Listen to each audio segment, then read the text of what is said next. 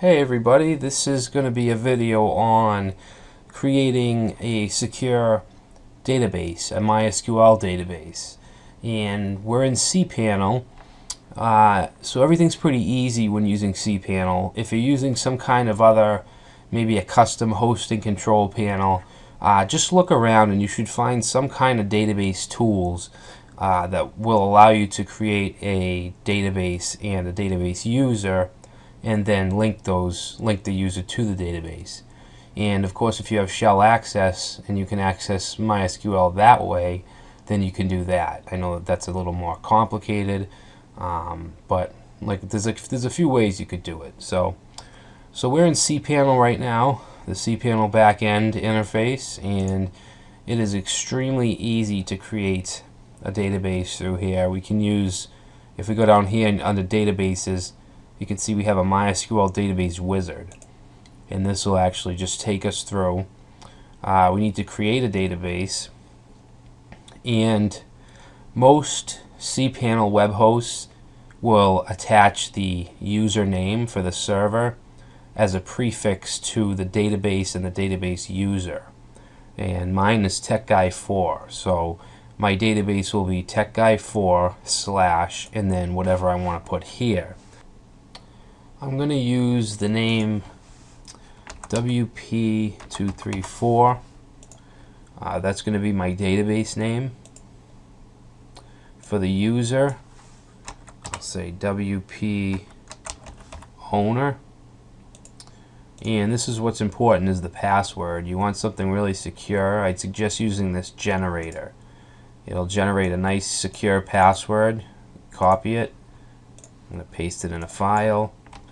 And I've said this before, depending on the location of your machine or your machines that you use, you might want to put all your passwords into a file. If you're using a computer that's at your house with your family, obviously that's a good environment where you could actually do this. If you're in say an office environment and you want to do this, you may want to encrypt the files so people can't read them. I'm just going to click, I've copied it, and then use password and create user. Now for this user, we want to create some privileges. This is going to be the main user, so he's going to have all privileges. And if we create new users, they should have only privileges that they need. But I like to have one main user that can do everything.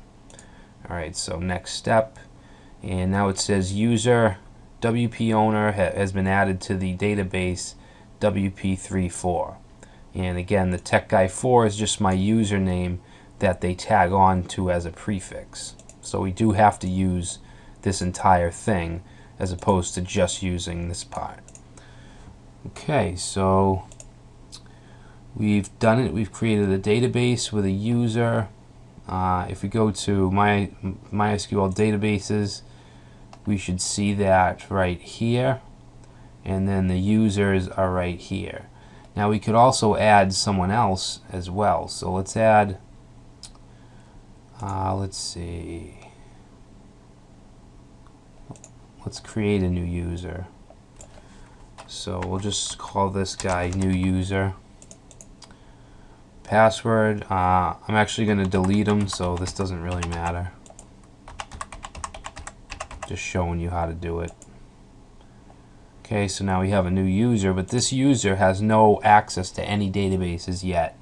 What we need to do is, if we want to add him to our database, we want to come down here and choose new user, and then choose our database WP234 and click add. And we only want to give him permissions that we think he needs. Maybe he can create, not delete or execute. He can insert, show view, update, select, and that's pretty much it. We don't want him altering tables, things like that, deleting tables and fields. So that looks good. So we can say make changes.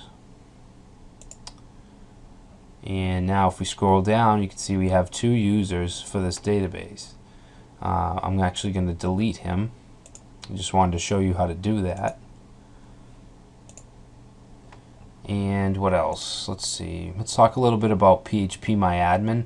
So down here in the databases section, PHP MyAdmin, and you need to log in with your credentials, what we just created. So we have WP. Actually, I can't remember what it was. The user is WP owner, and we do need that prefix. So WP owner, and then that password that we generated. So now we can log into PHP MyAdmin, and over here you can see our database. You can disregard this information schema. This is our database right here. If I click on it, there's no table found in the database. That's because we're using this to install WordPress, which we haven't done yet. Once we go to install WordPress, it'll create all the tables that we need.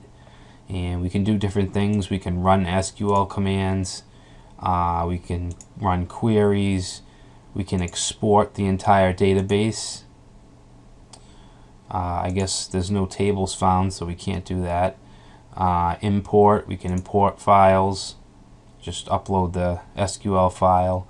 Operations, we can rename the database, create tables. And this is because I'm logged in as a full user. I have full access. If the other guy logged in, he wouldn't get all these options. So it's good just to give people the options that they absolutely need, and have one account that has all privileges, just in case someone gets locked out or something like that. Alright, so that's really it. We have a database ready to install WordPress on, which we'll be getting into in the next section, and we'll install it, and we'll also go over some of the security precautions that we can take to just make it a safer site and a safer install.